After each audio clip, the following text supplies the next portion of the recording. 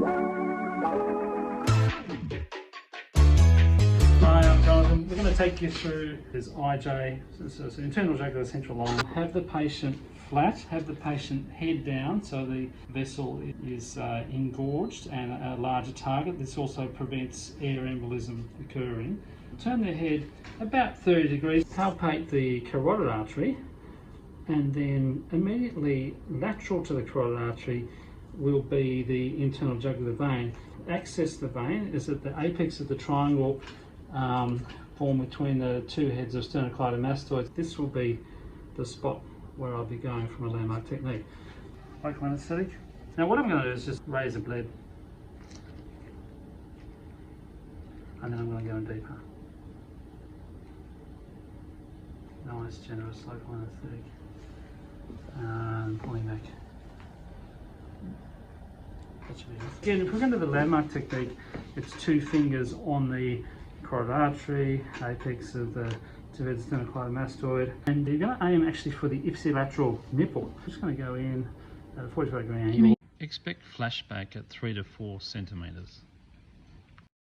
So for the IJ landmark approach, position the patient head down with the head turned 15 to 30 degrees. Palpate the carotid artery, the veins lateral to the artery at the apex of the head of the sternocleidomastoid. Insert your local anaesthetic. Then insert your needle at 45 degree angle, aiming for the ipsilateral needle. Expect flashback at 3 to 4 centimetres depth, and then complete the procedure with a Seldinger technique. Alright, okay. So, then you can detach this. Right, and you just want to thread that in there. And that just threads in. You don't want to thread too far. Just want to watch your monitor at this point. You may get some ventricular ectopics if you enter the ventricle. I'm just going to take that needle out. Just want to cut down to the wire because I'm going to dilate it. So as you dilate, you should just periodically check that your wire is moving freely. Advance the dilator with a twisting motion, so that you know you're not creating false patches. That still feels normal. It feels like it's in a vessel. Right, anyway, so we're going to thread this. That's going to come out the brown lumen. And likewise, we're just going to thread this in.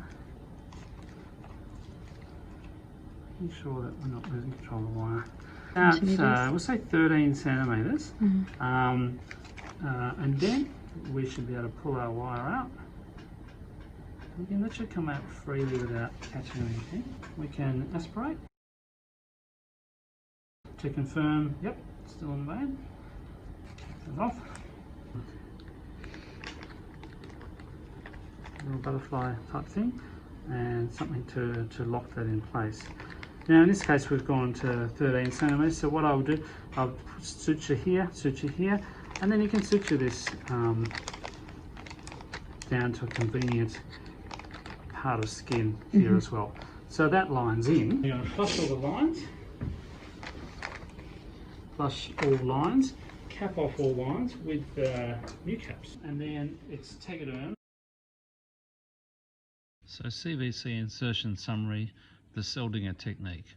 Puncture the vein with the needle, thread the wire through the needle, remove the needle over the wire. Cut down to the wire to assist the dilator insertion. Dilate the vein with the dilator, then remove. Thread the prime central line to the determined depth. Secure with clips, suture, and a tegaderm sandwich.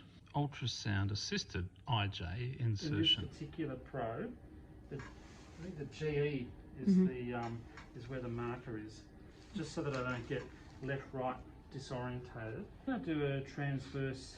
Okay, let's stick that in. You want to see your needle tip, and the needle tip is actually a technique where I'm following my tip. There it is.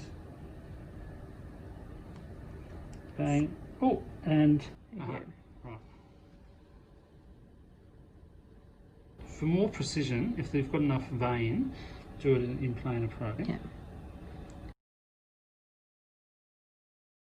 Great, good, and that's pretty. I'm pretty confident the needle tip is within that vessel. So So I put the wire in, and just to confirm, it's really nice to be able to see the wire on ultrasound. And I'll just get see the wire. It's sitting. I'm just going to get you a better picture.